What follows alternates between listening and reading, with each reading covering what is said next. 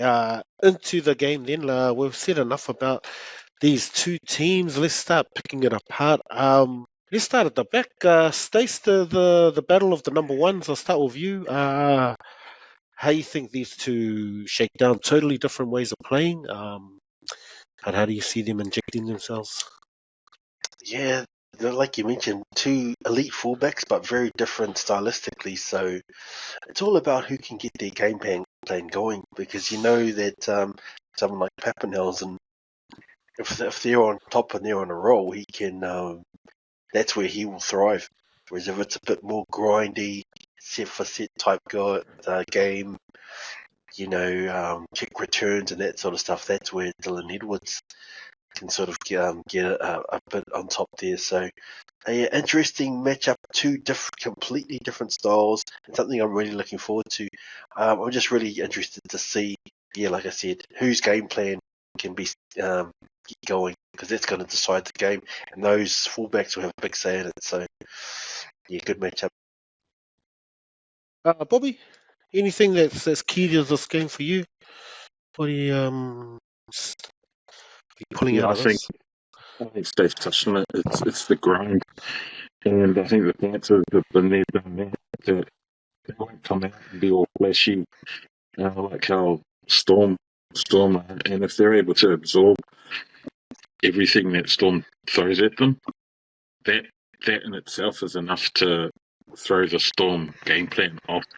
Like if they're going gung ho trying to, make line breaks and do flashy offloads and second phase sort of playing, but everything gets nullified, the Panthers defense is able to adjust and keep them out. Then it's going to be a Panthers game all day. Like if Storm look up at 20-minute mark and it's still 0-0, or if it's real close, that's not a place that Storm want to be in, because I don't think they've got the team that can grind it out with the Panthers, and not many teams can hang with the Panthers in that kind of grind. Like the Sharks tried to last week, where they went set for set, and it was really just a steering contest of who was going to blink first in that sort of game style. And if you try and match Panthers on how it is that they play, don't blink first, man, or else you're gonna blink and then 3 tries is going to be scored on you. So I think it's a game there to be taken. I think it's an opportunity for the Storm to really assert their type of style of play in the grand final, but they're trying to do it against one of the most difficult teams to do that style of play against. Like Panthers, if they were a superhero, they're that superhero that just absorbs all the damage and then just gives it straight back. And it's going to be super, super difficult. The Colossus, that was called? Yeah, I think his name's Alman or Bishop or any one of those guys that absorbs kinetic energy. That's where I think the Panthers will be able to win this, is if they are able to just complete their sets. And it sounds real boring, but the team that's going to get to the end of their sets consistently, and I can only see the Panthers doing that, are going to be the ones that will win this game. Like Storm have the potential in that flashy sort of style of play, fast, Pep's trying to bust up the middle, those backdoor plays where you used to see Billy Slater doing, no one's really been able to execute that play better than the Storm have since Billy Slater and Cam Smith and Kip Cronk days. Every team sort of tried it, but they've never really had the personnel or the accuracy to try and do it. But the Storm do, and so I reckon you'll probably see one of those old school inside-outside or outside-inside happening to get Paps into a gap. Yeah, one thing I noticed last week was just the against the Sharks, just that drop from the bench. That next man up mentality of the Panthers. They've always had that all year, but I did notice a noticeable difference with Henry and Smith coming on. And that's probably, it's just something there. Like, it's not like the interchange for the Storm setting the world on fire. Congratulations to Lazarus Valepu, finding himself in a grand final.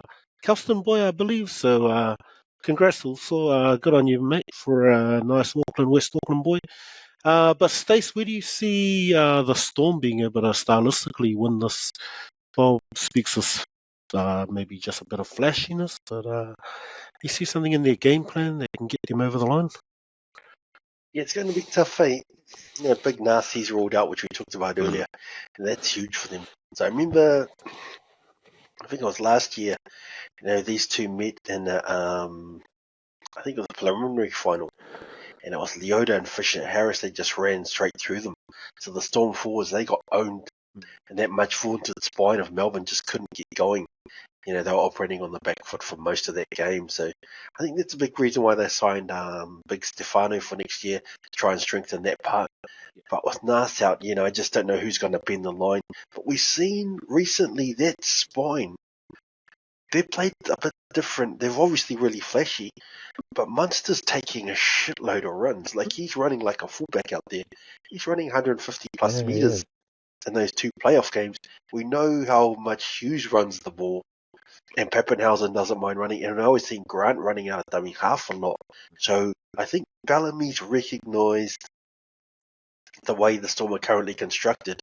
They can't just win these forward battles.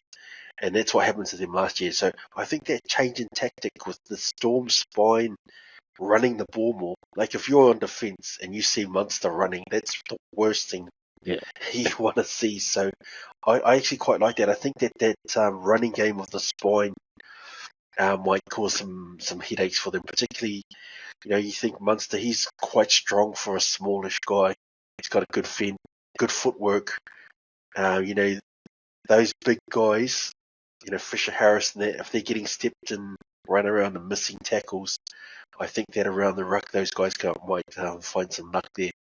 So, I think if Hughes and Munster and Grant can get going, and what I like about their spine is they don't get in each other's way. So we saw in that game last week, Hughes, he was on fire in that first half. I think he got a first half hat trick. Then I think, he's sort of not doing much, and then that's when Munster says, right, I'm going to step up. I'm going to start doing some stuff. So when Hughes is on, Munster's happy to take a bit more of a step back and do his job. And then when that sort of energy changes, then Munster's on, Hughes will take a step back, Harry Grant will do his thing. When he's doing his thing, everyone's thinking, well, we'll just run off him. They got heaps of tries with Harry Grant running from dummy half and doing some bits and bobs up there. So I like the dynamic of the spine, and if they're going to win, those four guys again, like they did last week, have to play the house down. So I think there might be something there.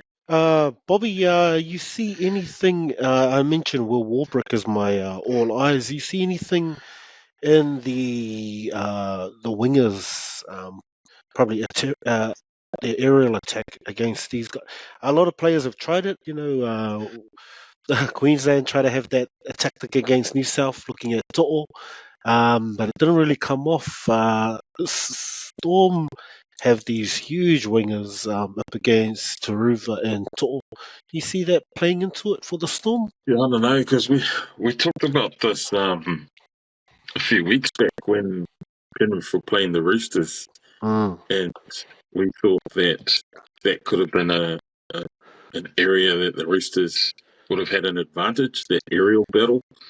Now the Panthers are coming up against the Storm, who are very similarly built, similar sort of mould of winger. Two tall dudes on the wings, similar to the Roosters.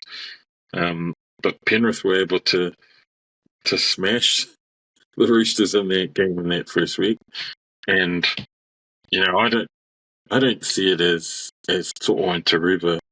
Like, I don't even think they care if they come up against taller wingers in them. Like, they play such a fearless style of football that they're not concerned about getting out jumped, or they'll try and contest everything that comes their way.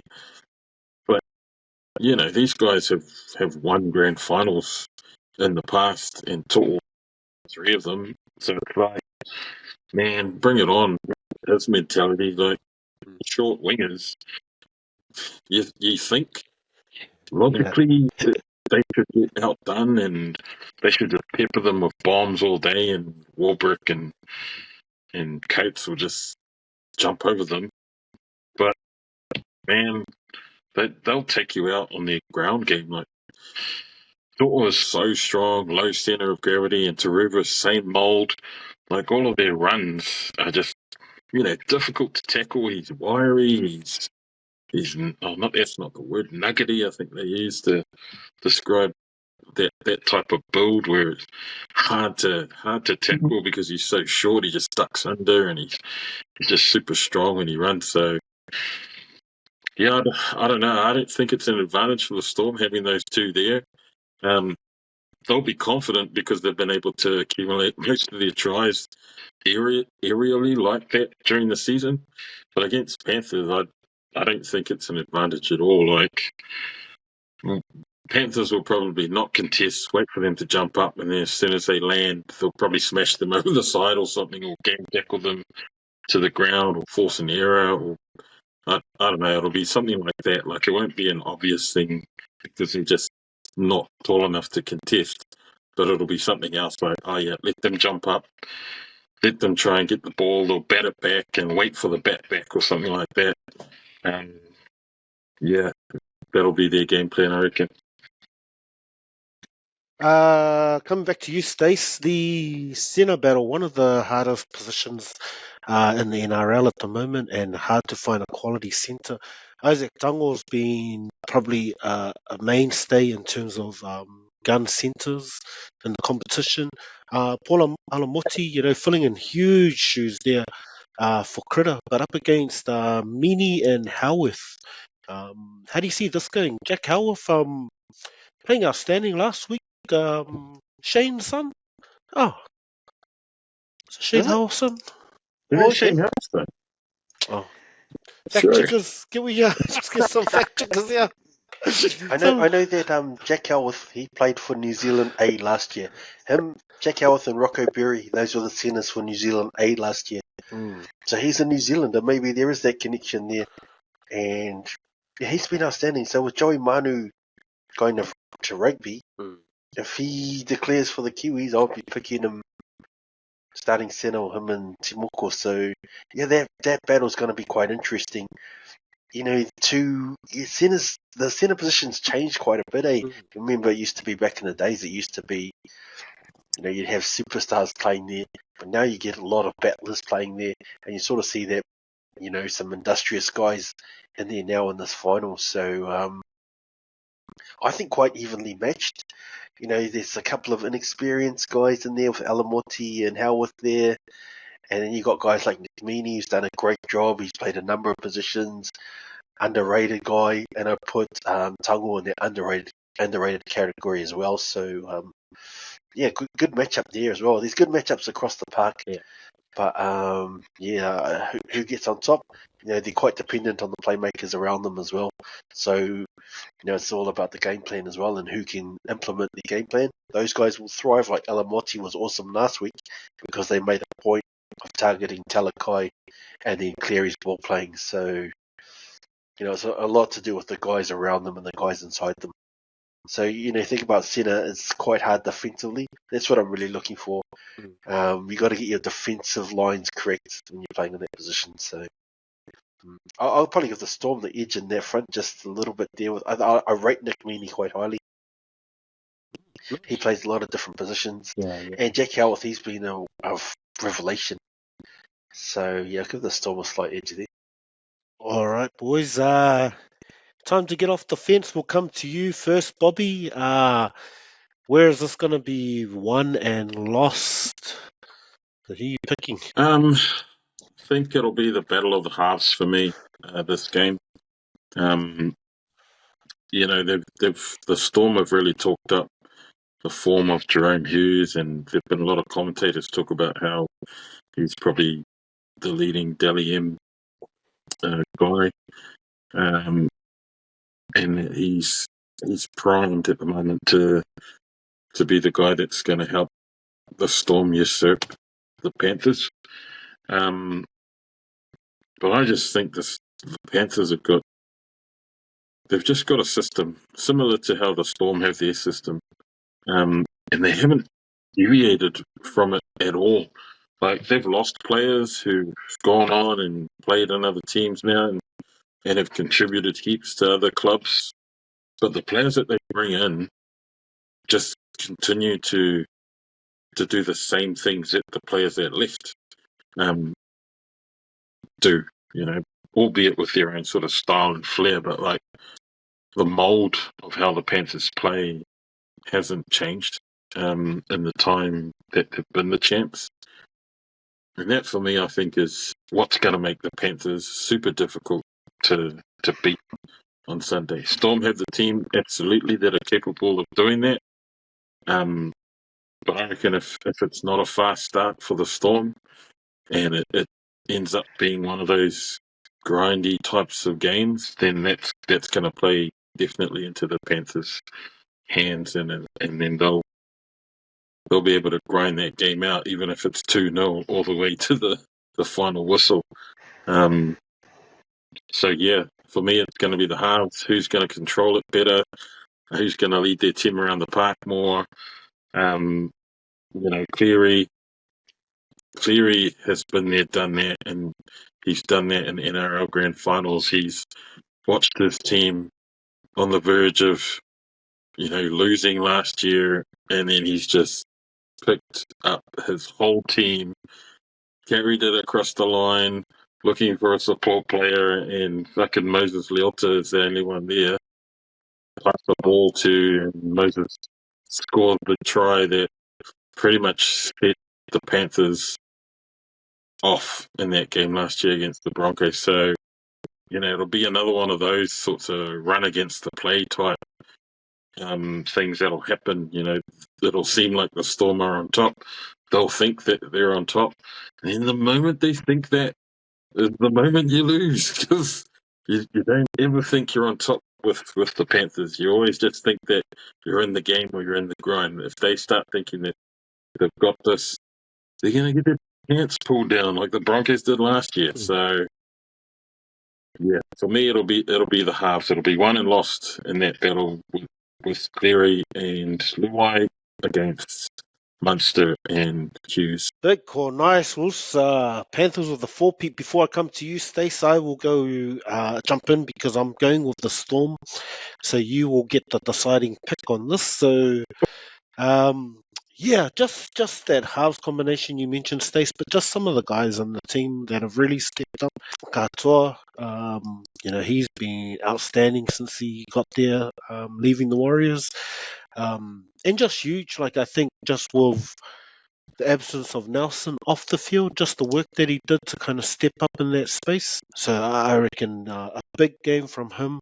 Josh King was good, but I'm really hoping Kamikamica can aim up without too many mistakes. I think he's got a big boy too, so I think he just needs to be careful there. But yeah, very much that halves combination, that spine really, that's going to pip it for me for the Storm.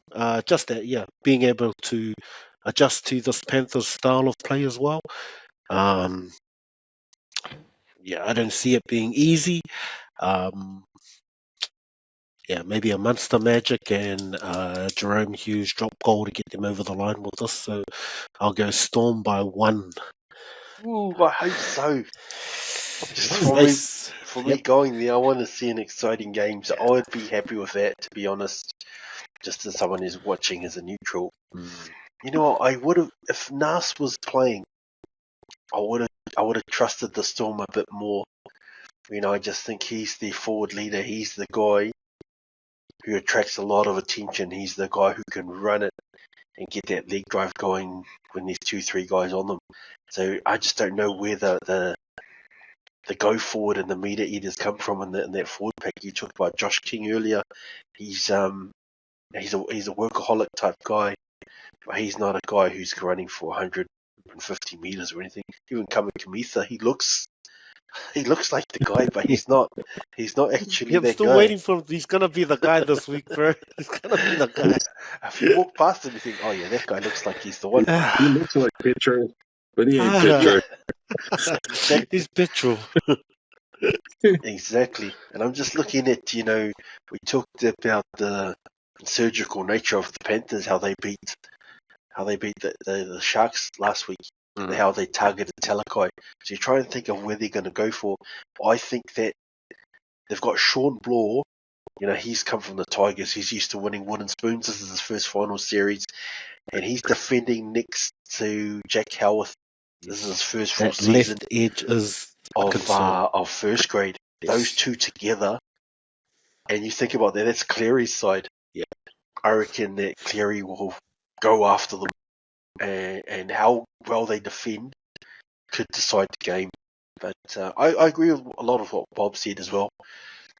If Hughes carves up, they'll win, and if Cleary carves up, then the Panthers will win. They're that important and they're that good that either of them could win the Clive Churchill. So it's going to be a good game. I'm hoping for a game like we had last year, but with Nas out, that's a big loss. So I'm going with Bob. I'm going to go for the Panthers in a close one. Ooh.